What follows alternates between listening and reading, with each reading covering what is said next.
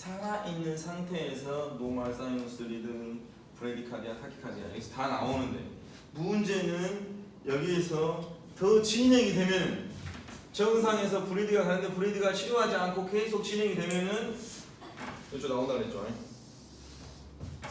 그래서 이런 현상이 일어날 수가 있다.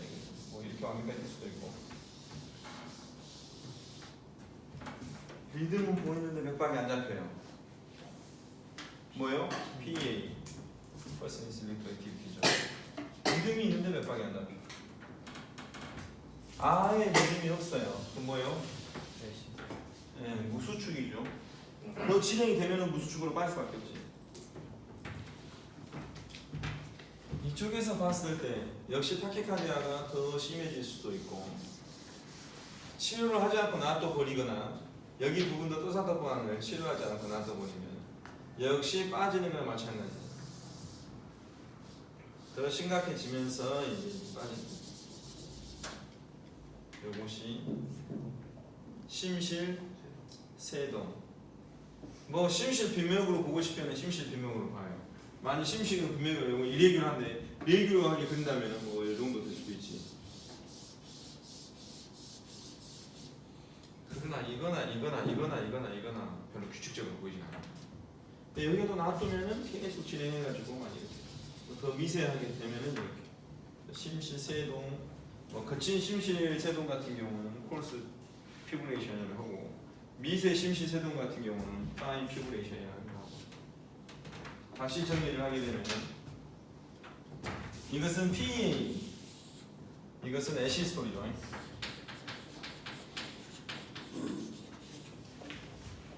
요것은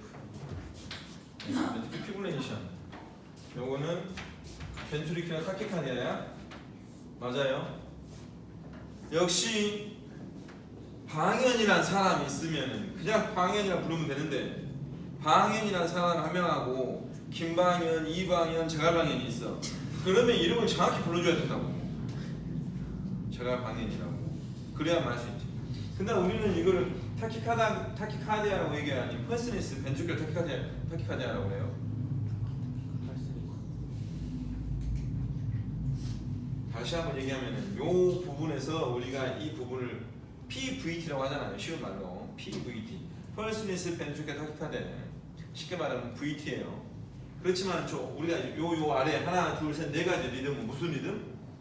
심정지에서만 보이는 리듬이야. 지금 심정지 환자에서 이 리듬이 보였어요. 그러면 그냥 타키카디아죠. 펄스가 없다는 걸 알고 있기 때문에. 그래서 PVT는 하지만은 이렇게 나눠집니다. 나눠지는데 역시 이걸 나눈다고 봤을 때 이쪽에 PVT하고 벤트리큘러 피블레이션하고 애시스트하고 PEA. 요 네 가지 리듬의 공통점은 뭐죠? 요 네 가지 리듬의 공통점은 심장이 안 뛴다는 거예요. 쉽게 말하면 사망 환자에서만 볼 수 있는 유일한 리듬이에요. 그러니까 살아있는 사람한테는 절대 이 리듬이 나올 수가 없어. 살아있는 사람한테 이 리듬이 나오면은 전극을 잘못 붙였거나 전극이 끊어졌거나 기기가 이상하다는 거예요. 여러분 환자한테 리듬을 붙였는데 맥박이 없는데 이 리듬이 보여요. 그러면 사망 환자예요. 아니 사람이 안 죽었는데 이 리듬이 보여. 그러면 뭐가 잘못됐나 알아야 돼. 기기가 잘못됐거나 아니면 아트피트 붙였는데 경련이 일어나가지고 이런 떨림 자국이 보인다든지 그래서 또 문제가 발생하는 거예요. 그러나 의식 없는 사람에서 요 네 가지 리듬을 보인다면은 무조건 일단은 임상적으로 사망했다고 보는 거죠. 그래서 리듬은 이렇게 돈다고 생각하시면 돼요. 노말이면 상관없는데 치료 환자가 증상이 문제가 있어서 빈맥으로 갔어. 타키카디아가 갔는데 상태가 사이너스 타키카디아로 심각하게 갈 수도 있고 아니면 와이드에서 벤트리큘러 문제 있어서 타키카디아 갈 수도 있는데 결국은 치료를 안 해주면은 점점 깊이 빠져가지고 세동으로 빠지는 거예요. 치료 안 해주면은 요 세동으로 빠지기 전에 치료를 해줘야 돼요. 그게 더 도움이 되는 거고. 그러면 이 PVT일 때 빨리 치료를 해줘야만이 심실 또 세동으로 빠지지 않는다는 거죠. 근데 또 세동에서 또 빨리 디피브레이터를 치지 않으면 결국은 애시스트로 빠지는 거예요.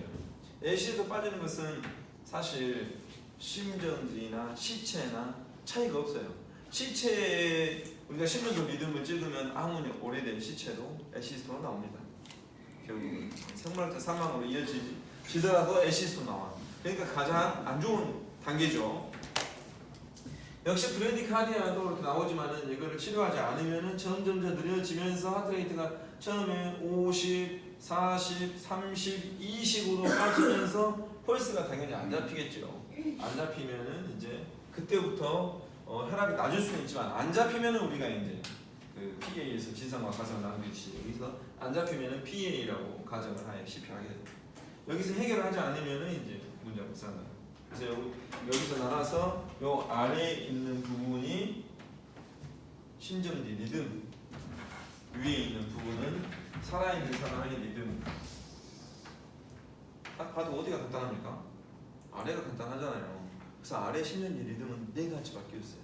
4가지밖에 없기 때문에 이거를 AED에 분석을 시켜서 야 요거하고 요거 나오면 전기를 주게 하고 요거하고 이거 나오면은 무조건 전기를 주지 않게 하자 라고 기계에다 프로그램을 했기 때문에 오토매틱 스타일 디피브레이터를 사람한테 대게 되면은 거기서 이런 리듬을 우리가 모니터링 하지 않더라도 피브레이션 쪽으로 QRS가 제대로 없으면 무조건 CPR하고 제세동을 깜빡깜빡 해서 주황색 깜빡이는 버튼을 누르세요 해가지고 150줄의 전기를 주는 거고, 프로그래밍 할 때 QRS가 보이거나 또는 완전히 안 보이면 전기를 주지 않게 한 거예요. 근데 걔가 천상 기계이기 때문에 PA하고 애시스토는 구분을 못해. 그냥 QRS가 보이면 전기를 주지 않게 하는 거예요.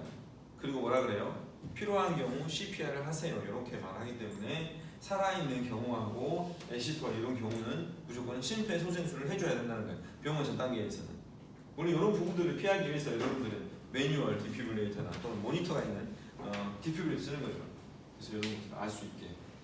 그래서 심정지하고 심정지 아닌 환자하고 관계입니다.